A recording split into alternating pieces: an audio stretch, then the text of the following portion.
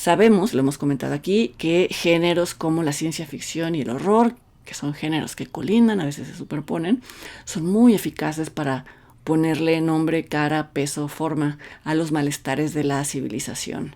Y esto se confirma una vez más en El último azul del director brasileño Gabriel Mascaro.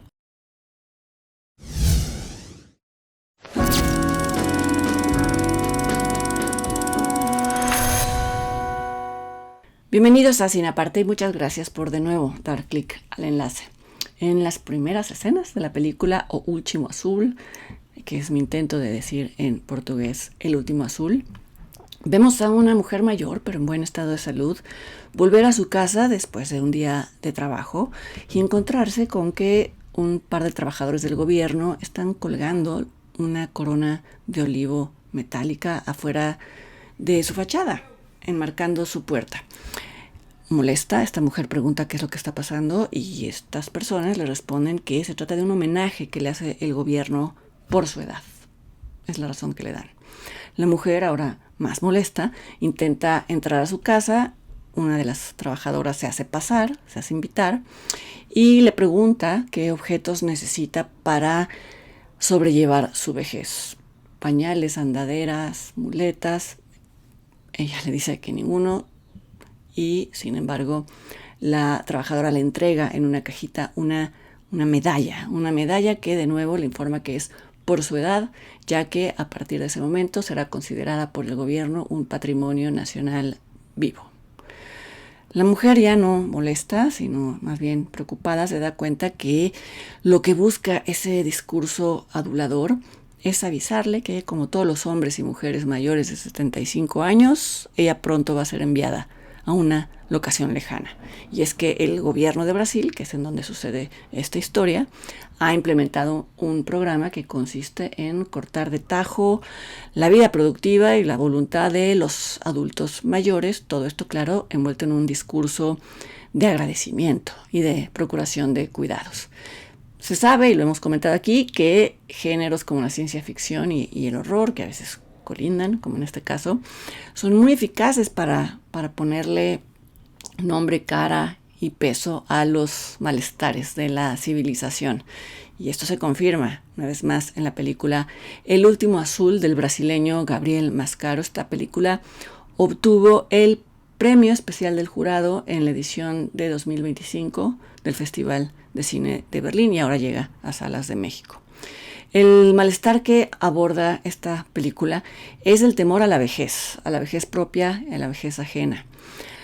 Es un temor que ni el cine ni la realidad terminan de encarar y entonces prefieren darle otros nombres. Y esto se suma a la resistencia del cine mainstream de tener como protagonistas a adultos mayores, porque se cree que solamente los cuerpos hermosos y jóvenes van a ser capaces de atraer a las audiencias y entonces relega a actores y actrices mayores a papeles secundarios, accesorios, inofensivos, como se les quiera llamar. Esto influye a la vez en la percepción que se tiene de ellos y es así que se crea y se refuerza el círculo vicioso.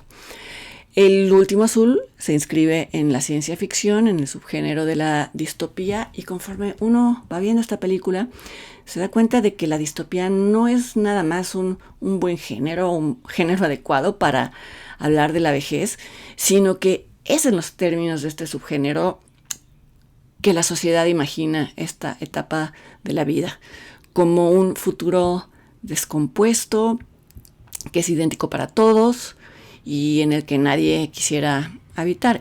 Insisto, esto no se dice abiertamente y es verdad que cada vez hay más intentos de cuestionar la vejez como sinónimo de dependencia, pero justo los discursos paternalistas y condescendientes delatan que la tercera edad sigue asociándose con inutilidad, con falta de voluntad. Por ejemplo, en los medios, la insistencia en llamar abuelitas o abuelitos a personas mayores, sean o no abuelitos o abuelitas, es una forma de infantilizarlas y de negarles autonomía. Y esto ya empieza a sonar como alegato de derechos humanos. No quisiera eso porque O Último Azul, la película, es todo menos solemne o obvia en la construcción de su alegato, si es que lo tiene. Para aterrizar todo lo que acabo de decir, voy a describir el planteamiento de la película y algunos de sus personajes. La historia abre con un plano abierto de las primeras horas del amanecer sobre una comunidad del Amazonas brasileño.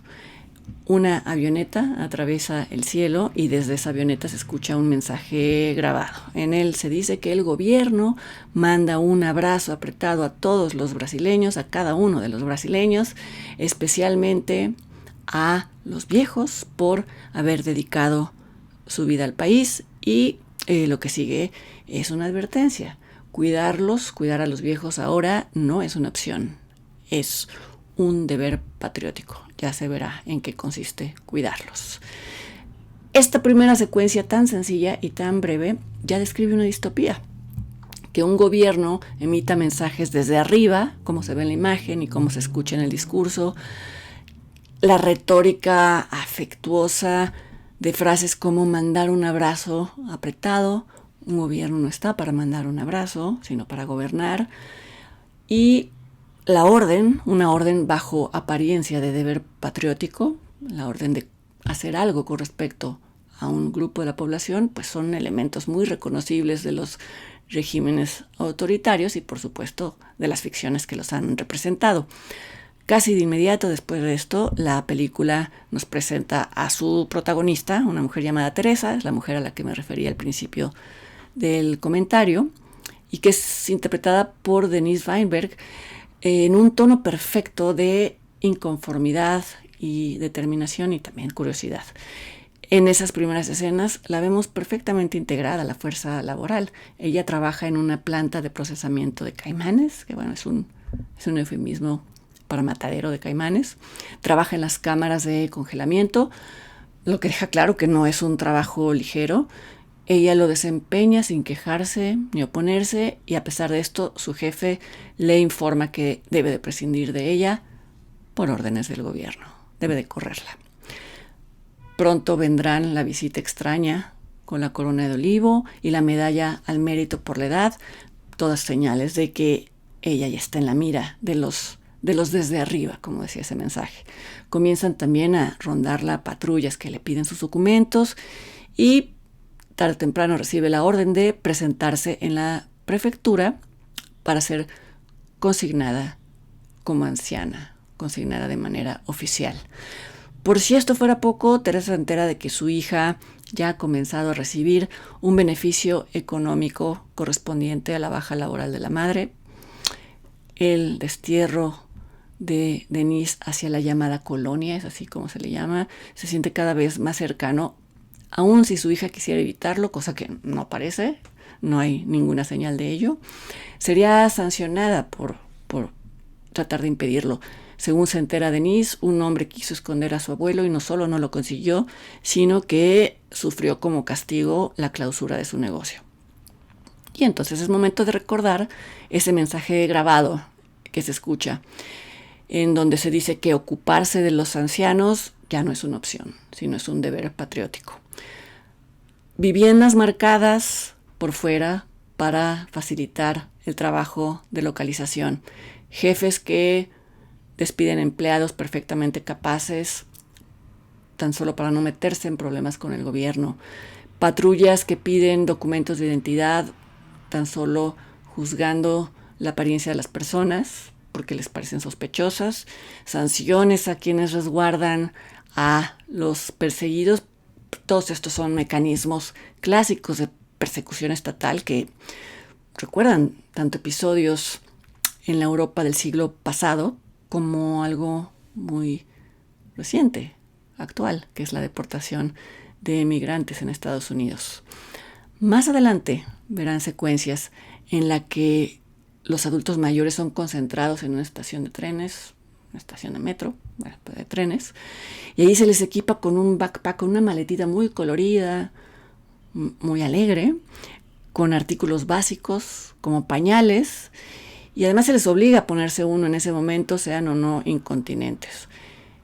Ellos siguen todas las instrucciones, resignados a viajar a un lugar del que no van a regresar y a abordar trenes que los van a llevar a un destino desconocido. Estas secuencias son de lo mejor de la película, porque recuerdan que no hace falta tener grandes presupuestos para hacer buena ciencia ficción. Y es que después de todo persiste en todos como audiencia el recuerdo, o quizá ya no tanto, el recuerdo de momentos en la historia en los que se usaron trenes para transportar a los indeseables, entre comillas. Y la película echa mano de ese recuerdo colectivo. Esta asociación puede sonar extrema porque los adultos mayores no son de hecho un grupo perseguido, pero justo lo original y lo incisivo del Último Azul es construir esa posibilidad e imaginarla.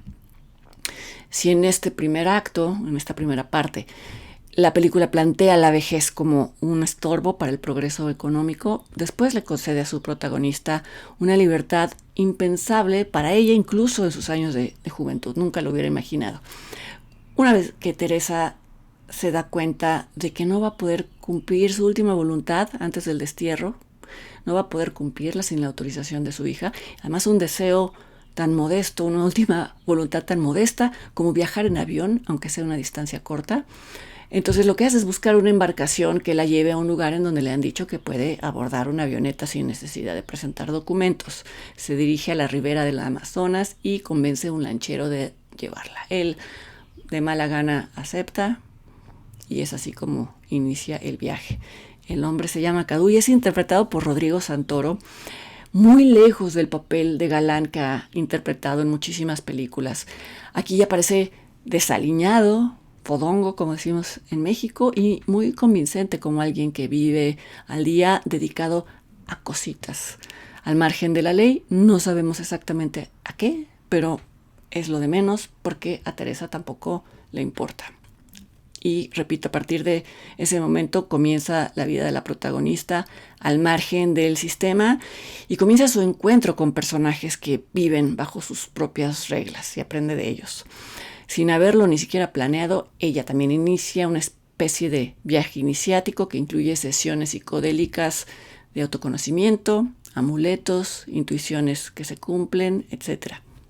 El título de la película, si se lo han preguntado, el título El Último Azul, justo alude a uno de estos elementos de la etapa de iniciación. Se refiere a un caracol que desprende una baba azul eléctrico que, si se aplica en los ojos, esta baba produce visiones en las personas, anticipa el futuro o bien confronta a las personas con aspectos de sí mismas que no han querido ver o reconocer. Teresa observa el efecto de estas gotas en Cadu. Él la invita a participar del ritual, pero ella responde que no le gustan esas cosas. Es una frase que va a repetir muchas veces ante rituales desconocidos hasta que, llegado el momento, es ella quien toma la iniciativa de participar en ellos. Muy sabiamente, Gabriel Mascaro no ilustra las alucinaciones de quienes usan las gotas del caracol. Digo muy sabiamente porque los viajes psicodélicos, cuando se representan, suelen quedarse cortos y en todo caso en esta película no hace falta. Basta escuchar en boca de los personajes cuál es el dolor enterrado que les revela la baba del caracol azul. No quiero que esto suene a que en esta película el discurso visual es secundario, porque en todo caso es lo contrario.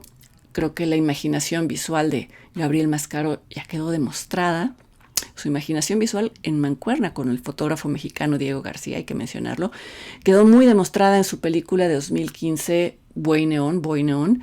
Es una película que hablaba de un vaquero de rodeos que soñaba con convertirse en ser diseñador de modas y experimentaba en las mujeres de la comunidad.